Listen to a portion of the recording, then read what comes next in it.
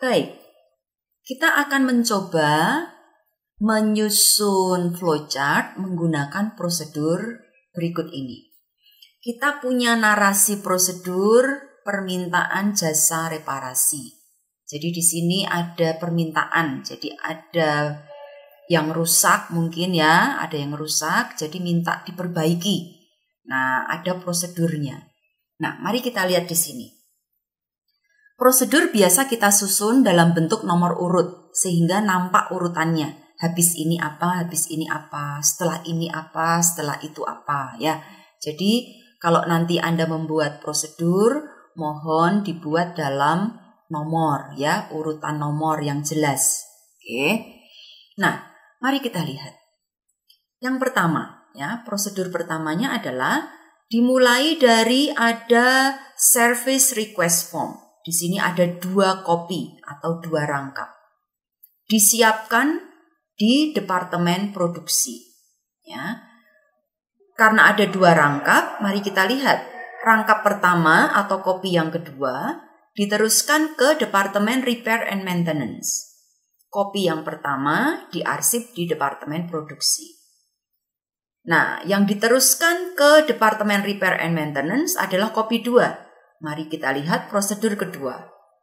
Di Departemen Repair and Maintenance, kopi kedua dari service request tadi digunakan secara manual untuk menyiapkan formulir work order 4 rangkap, 4-part work order form. Ya. Kemudian, mari kita lihat di situ kopi kedua dari service request tadi kemudian diarsip. Nah, sekarang kita konsentrasi kepada 4 form dari work order. Kopi keempat diteruskan ke departemen produksi. Ya, sebagai ini ya, catatan terhadap ini service request yang dikirimkan tadi. Kemudian kopi ketiga diarsip di repair and maintenance. Kemudian clerks ya, admin di bagian repair and maintenance secara manual mencatat material dan supplies yang digunakan ya, serta jam tenaga kerja yang dibutuhkan pada kopi 1 dan 2. Jadi mohon diperhatikan di situ ada 4 work order yang 1, 2 digunakan untuk mencatat actual materials and supplies sama labor time. Kemudian kopi ketiga diarsip, kopi 4 diteruskan ke departemen produksi. Nah, berikutnya, when the work order is completed ya, jadi ketika work ordernya sudah lengkap, maksudnya yang kopi 1 dan 2 tadi, lengkap apanya? Lengkap dicatat aktual materials dan supplies-nya ya. Kemudian setelah lengkap tadi, kopi 1-nya diarsip, ya, kopi 2-nya diteruskan ke accounting. Ya, nah sekarang mari kita lihat kopi 2 yang diteruskan ke accounting. Kita masuk ke prosedur 3. Clerks di accounting department ya, secara manual melengkapi ya detailed costing ya. Jadi melengkapi detail dari biaya-biaya yang ada di kopi 2 ya, dan menyiapkan. Nah, menyiapkan apa? Laporan work order summary 3 kopi. Nah, kopi kedua yang diterima tadi kemudian diarsip. Nah, work ordernya kan ada 3. Yang 1 forwarded ya, dikirim ke production. Yang kopi 2 dikirim ke repair and maintenance, kopi 3-nya diarsip ya. Nah, jadi di sini coba Anda perhatikan ya. Judulnya nomor 1, berarti judulnya apa? Prosedur permintaan jasa reparasi. Ya, kemudian yang kedua, tentukan bagian-bagian yang terlibat. Nah, bagian yang terlibat yang mana, Nak? Ini saya gambarkan dengan shadow hijau. Jadi ada 3 bagian di sini. Ada production department, ada repair and maintenance department, dan accounting department. Jadi sesuai petunjuk tadi berarti apa? bagian-bagian tersebut dinyatakan dalam kolom. Kalau bagian kita ada 3, maka nanti kita bikin 3 kolom. Begitu. Ya, nanti kita buat garis pemisah. Kemudian yang berikutnya apa? Tentukan jenis dan simbol flowchartnya. Tentukan awal dan akhirnya. Nah, awalnya berarti dari mana? Awalnya dari request produksi, ya. Jadi nanti dimulai dari departemen produksi nanti simbol terminalnya. Kemudian berakhirnya di mana? Berakhirnya di departemen akuntansi. Ya, di departemen akuntansi. Jadi nanti simbol terminal kita mulainya di produksi, selesainya di accounting. Kemudian apalagi? Konsep IPO. Nah, input, proses, output. Ya, prosesnya apa? Kalau di sini kita lihat, ya, prosesnya kita punya macam-macam ya. Di sini saya beri shadow kuning, ya. Jadi ini kuning, ya. Jadi ada yang diteruskan, ada yang disiapkan, ya, dan sebagainya. Oke, nah kalau Anda perhatikan di sini semuanya manual, ya. Manually prepare, manually record, manually complete, ya. Jadi nanti secara manual, berarti simbolnya kita menggunakan proses manual. Kemudian apalagi? Input dan outputnya. Nah, kita punya ada 3 dokumen ini, ya. 3 dokumen, ya. Saya beri shadow merah, ya. Jadi yang pertama kita punya dokumen service request, ya, permintaan service. Kemudian yang kedua kita ada work order, ya, jadi pesanan pekerjaan. Kemudian yang ketiga kita punya dokumen work order summary, ya, jadi ringkasan pekerjaannya. Oke, nah jadi nanti karena ini dokumen, ya, kita menggunakan simbol dokumen. Kemudian di sini ada kuning yang saya beri shadow kuning, ya, file. Nah ini diarsip. Nah kalau diarsip berarti nanti kita gunakan simbol arsip, ya. Kemudian ada tulisan apalagi di sini? Diteruskan, dikirimkan, ya, forwarded. Nah kalau di forward berarti diteruskan. Nah berarti kan pindah bagian. Nah nanti kita bisa gunakan konektor simbolnya, ya, begitu. Nah, mari kita coba membuat flowchart ini dengan Visio.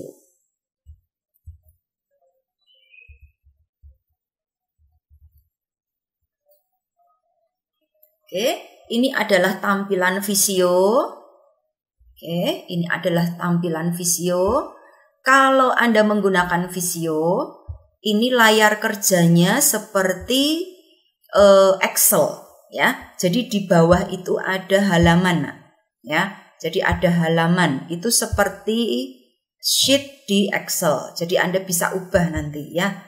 Itu kalau Anda tambah juga sama, ya. Jadi satu halaman pekerjaan di Visio itu menggambarkan satu page, ya. Jadi kalau nanti Anda menggambar di 2 halaman, berarti Anda harus pindah halaman, membuat halaman baru. Itu. Kemudian, karena Visio ini adalah bagian dari Microsoft, maka kalau Anda perhatikan, menu-menunya mirip dengan aplikasi Microsoft yang lainnya, ya. Jadi ada menu file, ya. Kemudian ada menu home, ya, menu insert dan sebagainya. Jadi menu-menunya ada. Nah, kemudian berikutnya adalah ini pointer. Nah, jadi pointer tool ini adalah kondisi normal, ya. Jadi kalau Anda sedang menggunakan gambar, ya, kemudian Anda mau menormalkan, Anda tinggal klik pointer tool ini supaya normal lagi. Nah, ini konektor, ini garis, ya, Nak, ya, garis penghubung. Ini teks, ini kalau Anda mau menulis sebuah teks, ya. Itu. Kemudian yang lain-lainnya sama, ya, lain-lainnya sama. Oke. Nah, sekarang simbolnya ada di mana? Simbolnya ada di sini, Nak. Di shape. Ya, Anda bisa klik yang shapes, ya. Nah, di sini ada banyak pilihan. Anda mau bisnis, engineering, ya. Jadi Visio ini Anda bisa gunakan untuk hal yang lain. Anda mau gambar rumah, gambar peta, itu bisa menggunakan Visio. Karena kita sedang belajar flowchart, maka kita gunakan menu flowchart, kemudian kita pilih kelompok shape yang basic flowchart aja, ya. Kalau nanti Anda masuk ke DFD dan lainnya itu ada fungsi tersendiri, ya. Mari kita lihat basic flowchart shape. Oke. Nah, untuk basic flowchart shapes ini gambarnya ada ini, ya. Nah, caranya gimana? Caranya tinggal Anda drag and drop, ya. Jadi seperti Anda drag and drop. Jadi ini diklik, kemudian Anda seret, ditaruh di lembar kerja. Nah, begitu nak, ya. Kemudian nanti Anda bisa gunakan klik kanan, ya. Klik kanan, ya. Nah, Anda bisa gunakan ini, ya. Kemudian Anda kalau mau mengisi di dalamnya labelnya tinggal Anda klik 2 kali. Ya, kalau Anda klik 2 kali maka nanti ada kursornya, siap diketik.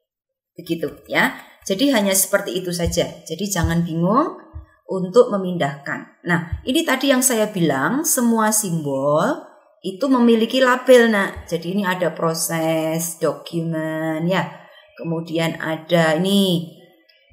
Nah, tadi yang saya bilang, ya, tidak semua labelnya itu cocok. Kalau Anda lihat ini ya. Di labelnya tertulis custom 2, ya. Tapi kalau dalam kelompok simbol kita, ini adalah simbol proses manual, ya. Jadi mohon diperhatikan kembali yang simbol flowchart yang ada di materi kita hari ini, ya, karena tidak semua label yang ada di Visio itu sesuai dengan standar flowcharting kita, ya. Nah, sekarang kita akan menggambar. Nah, yang tadi ada judul, nak. Ini sudah saya siapkan, ya, biar kita cepat. Oke, jadi di sini ada judul, harus ada judul dulu. Flowchart ini untuk apa? Prosedur permintaan jasa reparasi. Kemudian ada bagiannya berapa tadi? 3. Production, Repair and Maintenance, dan Accounting. Jadi kita buat dalam kolom-kolom. Satu bagian, satu kolom. Oke, ya. Nah, berikutnya kita akan memulai dengan cara simbol terminal, ya. Nah, ini saya sudah menyiapkan supaya nanti kita lebih mudah, ya. Nah, tadi kita mulai dengan apa, nak? Menyiapkan service request form, ya. Ini coba saya copy supaya lebih cepat, ya. Oke. Ini dalam rangka mengajar saja, ya. Oke. Nah, ini tadi Bu Endang kasih contoh. Kalau Anda punya beberapa gambar, Anda bisa modelnya Anda blok. Dari kiri, diklik, jangan dilepas. Nah, Anda blok. Nah, itu bisa Anda pindahkan bersama-sama. Atau, ya, kalau ini kan tetap sendiri-sendiri nih. Tetap sendiri-sendiri. Hanya Anda pindahnya bersama-sama. Ya. Kalau Anda ingin ini semua jadi satu, Anda tinggal klik kanan. Nah, di sana ada grup. Nah, ini Anda grup. Nah, kalau Anda grup ini, 2 gambar ini jadi satu, nah. Ya. Kalau Anda ingin mengubahnya menjadi 2, berarti Anda tinggal klik kanan, tinggal di ungroup. Ya. Nah, maka gambarnya akan sendiri-sendiri. Ya. Oke. Jadi, tadi prosedurnya adalah Departemen Production itu menyiapkan service request form. Menyiapkan service request form. Maka karena di situ tidak ada keterangan menggunakan komputer dan sebagainya, kita asumsikan secara manual. Jadi kita menggunakan simbol manual di sini, ya. Kemudian di sini simbol mulai, ya. Nah, tidak selalu dituliskan dengan kata start atau mulai. Anda bisa menuliskan dengan aktivitas, ya. Misalnya mulainya dengan apa? Saya ambil contoh, misalnya perusahaan kalau membeli barang dagangan dimulai dengan mengecek fisik. Nah, Anda bisa menuliskannya di sini pengecekan fisik, begitu. Tidak selalu start atau mulai, ya. Nah, di sini saya ambil contoh menggunakan kata start, ya. Nah, mulai dengan menyiapkan service request form. Oke. Service request formnya tadi ada 2, ya, ada 2.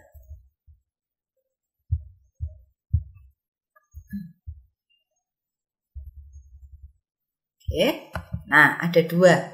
Jadi service request form 1 dan service request form 2. Wah, kok bisa nulisnya gini, Bu? Ya, ini tinggal ditulis aja, nak, ini. Jadi service request formnya Anda tulis, ya. Di sini ada perataannya, tinggal Anda atur ini. Perataannya kiri atas. Nah, tinggal diatur, ya. Oke, kemudian Anda tambahkan aja ini. Ya, Anda tambahkan, kemudian Anda ketik, ya. Nah, Anda bisa tambahkan dengan cara ini, teks. Anda tinggal tulis begitu, ya. Anda tulis 1 gitu, ya. Gitu. Terus kemudian Anda tinggal masukkan ke sana, ya. Itu contohnya.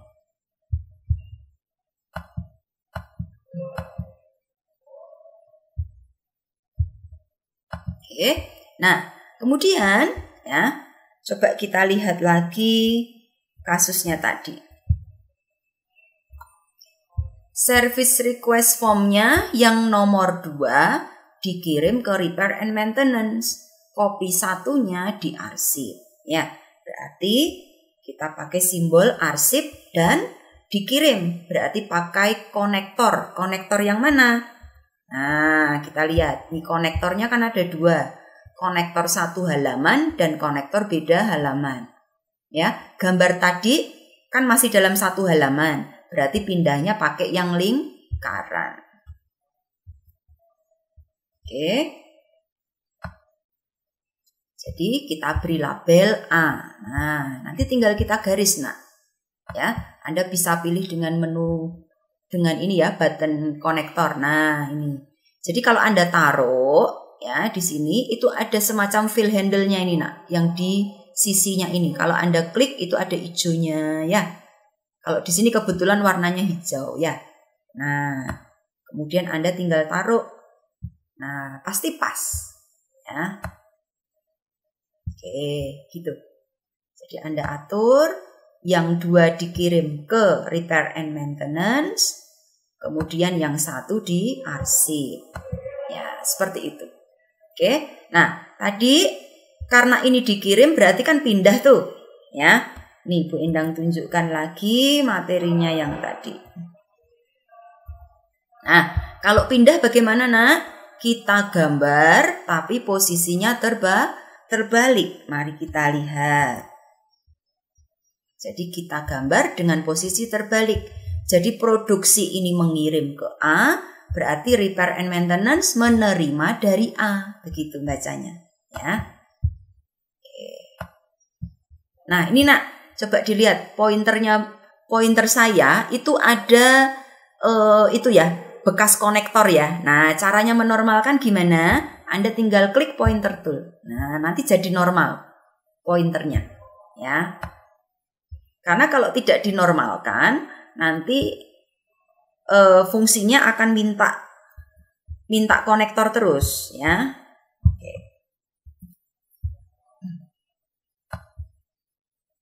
Oke.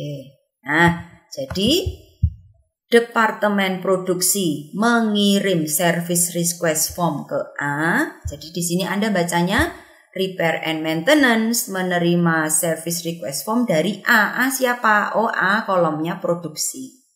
Gitu, nak, ya. Nah, kemudian proses berikutnya apa? Berdasarkan service request form, bagian repair dan maintenance apa? Menyiapkan work order form. Ya, tadi disebutkan ada berapa tadi? Work order formnya ada berapa? 4 part, ya. Jadi ada 4. Nah, jadi kita gambarlah 4.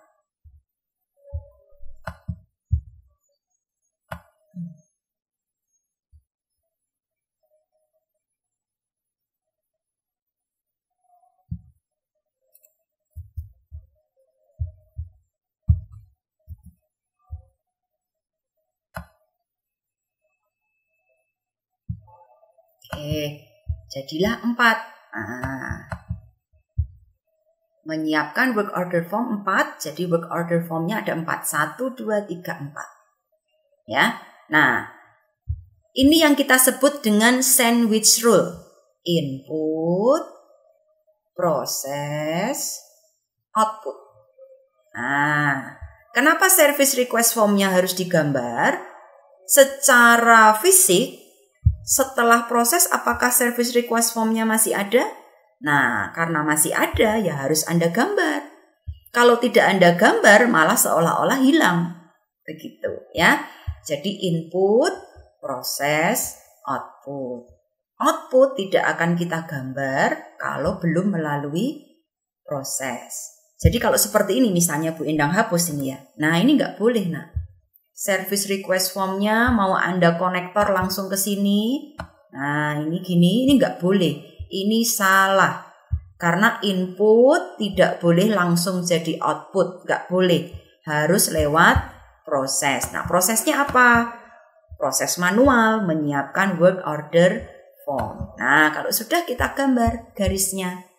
Ya. Jadi gambar garisnya itu bisa Anda lakukan nanti. Ya. Sambil menunggu. Nah, kalau Anda membuat garisnya mengikuti fill handle-nya pasti rapi, Nak. Pasti rapi. Nah, kalau ada seperti ini gimana, Bu? Tinggal Anda geser, ditaruh ke fill handle yang bawah. Ya. Oke. Nah, kemudian di kasusnya minta apakah? Kopi keduanya diarsip. Kopi keempat dikirim ke produksi. Ya, kopi 3-nya diarsip. Yang 1 dan 2 digunakan untuk mencatat secara manual ini. Ya, mari.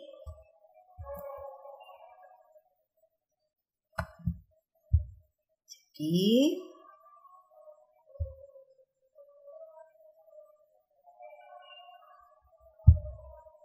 dinormalkan dulu biar bisa gambar ini. Karena kalau enggak bisa. Ya.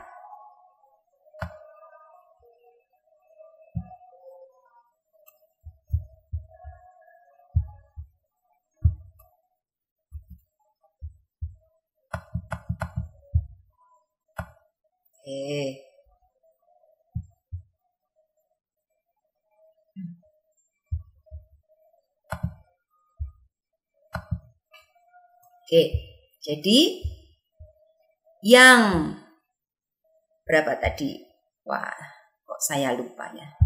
Ngintipnya yang sudah jadi ya. 3 dan 4. Oh, sorry. 1 dan 2 digunakan untuk mencatat ya. Oke, 1 dan 2 digunakan untuk mencatat. Jadi ini ke sini gitu ya. Oke. Kemudian yang ketiga diarsip. Yang keempat dikirim ke produksi.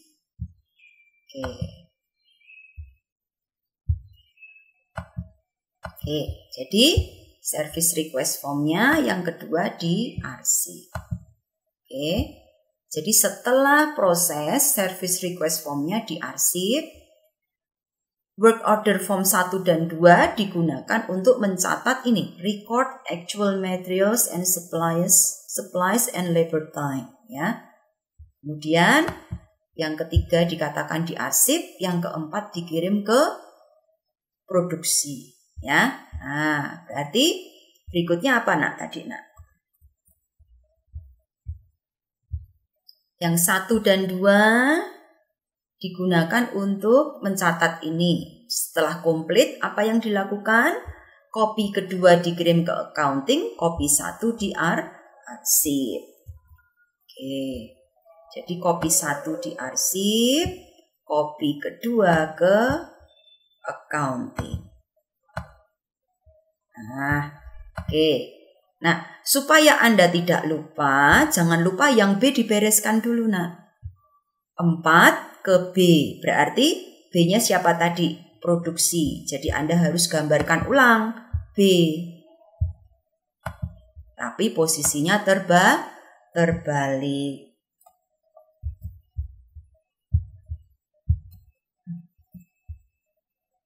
Oke. Nah, jadi work order form dikirim ke produksi, jadi produksi menerima work order form. Jadi Anda selesaikan B selesai. Berarti sekarang kita bisa masuk ke C. Nah, C-nya bagaimana? Work order form yang lengkap Anda kirim ke C. Siapa C? C adalah accounting. Oke, jadi kita kirim ke accounting. Caranya sama, digambar tapi posisinya terbalik.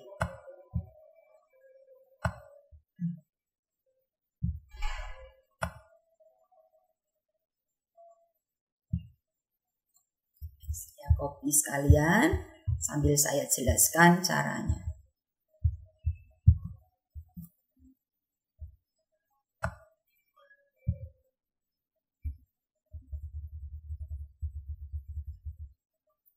Oke, nah setelah kita gambar maka kita membacanya dibalik.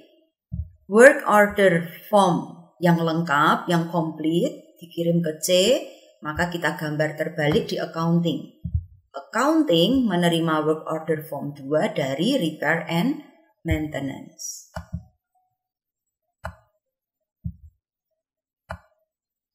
Nah, setelah itu bagian accounting menyiapkan work order summary. Berapa? 3 rangkap. Ya, 3 rangkap. Oke, 1, 2, dan 3. Kemudian work order formnya diapain? Digunakan untuk melengkapi detail costing.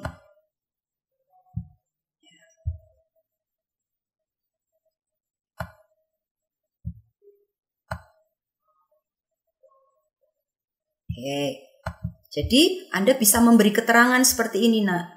Work order form yang komplit, kan ini dilengkapi lagi nih, detailed costingnya. Anda bisa menambahkan keterangan itu dalam kurung. Complete a detailed costing, boleh. Ya, setelah itu baru di arsip. Ya, kemudian berikutnya apa? Copy 2 work ordernya sudah diarsip, ya. Copy 1-nya diarsip, kemudian copy 2 dikirim ke produksi, yang 1, 2-nya ke repair, 3-nya diarsip. Oke. Jadi ini ke sini, ininya ke sini, ininya kita arsip dan selesai.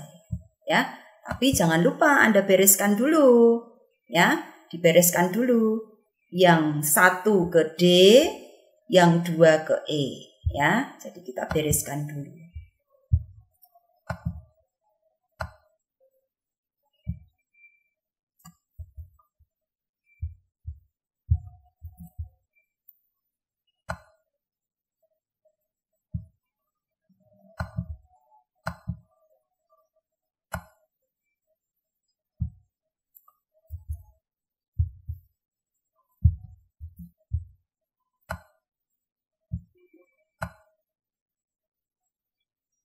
Oke, jadi mari kita lihat work order summary-nya dikirim ke D, maka D menerima work order summary 1. Ya, jadi digambarkan tapi posisinya terbalik. Kemudian E dari sini Anda gambarkan terbalik untuk yang 2. Oke, nah kalau semua proses sudah selesai, ya, sudah selesai, maka Anda bisa menggambarkan selesai di sini, ya. Nah, hal-hal penting yang mau saya ingatkan adalah yang pertama judul. Judulnya adalah apa? Di sini prosedur permintaan jasa reparasi.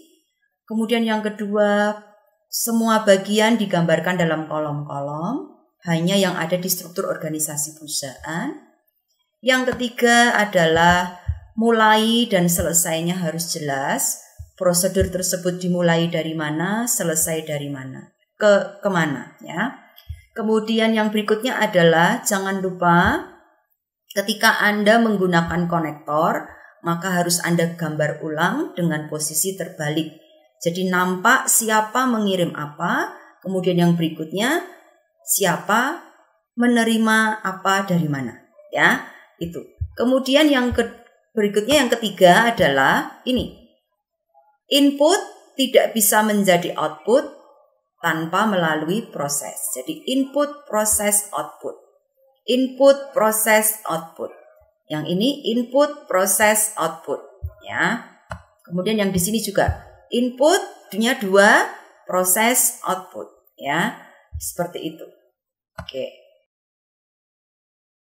Baik, berarti kita sudah menyelesaikan membuat flowchart berdasarkan narasi prosedur. Jadi dengan kata lain, ketika Anda menyusun prosedur dengan narasi, ini membacanya sama. Kalau ini Anda membacanya gambar, yang tadi Anda membacanya narasi. Tetapi maksudnya sama. Begitu. Nah, hal-hal penting yang ingin saya ingatkan adalah yang pertama, jangan lupa judul. Ya. Yang kedua, bagian dibuat dalam kolom-kolom. Nah, ini tadi yang saya maksud, sebaiknya diberi garis pemisah supaya kalau ada gambar-gambar yang agak mepet-mepet itu tidak ikut ke sebelah kanan atau kirinya, ya. Jadi jelas dipisahkan, ya. Kemudian yang berikutnya adalah tidak lupa Anda mendefinisikan dengan jelas mulai prosedurnya dari mana dan selesai prosedurnya di mana. Dalam kasus ini prosedur ini dimulai dari produksi dengan adanya permintaan dan kemudian selesai di akuntansi ketika work order summary-nya diarsip. Nah, kemudian prinsip berikutnya yang tidak boleh Anda lupa adalah ketika pindah. Ketika pindah, jangan lupa Anda gambarkan konektor, digambarkan sama persis tetapi posisi terbalik. Sehingga jelas siapa mengirim apa kemana. Kemudian yang bagian satunya, bagian apa menerima apa dari mana, ya, sehingga jelas. Kemudian yang berikutnya, jangan lupa prinsip sandwich rule, ya, bahwa input tidak bisa menjadi output jika tidak melewati proses. Jadi di sini ada input, proses, output, input, proses, output, input, proses, output.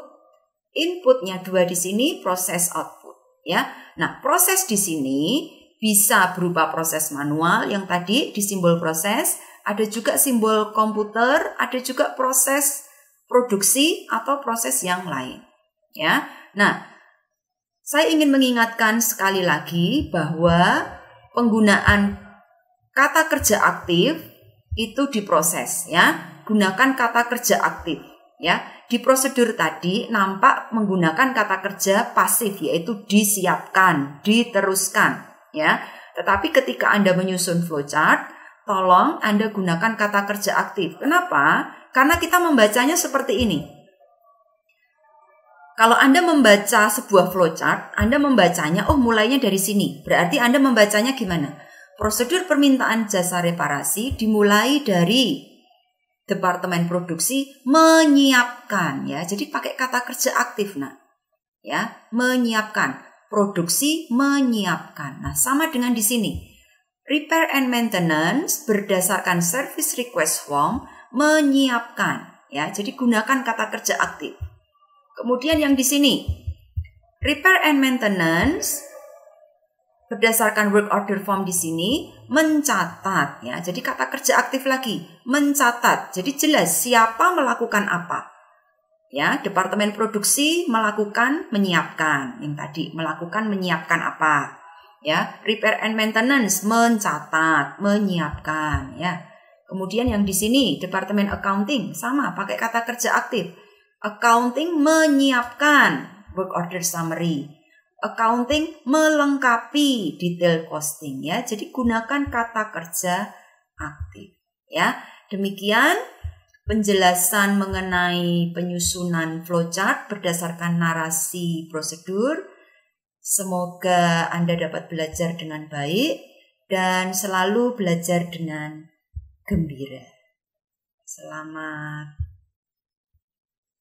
Sorry.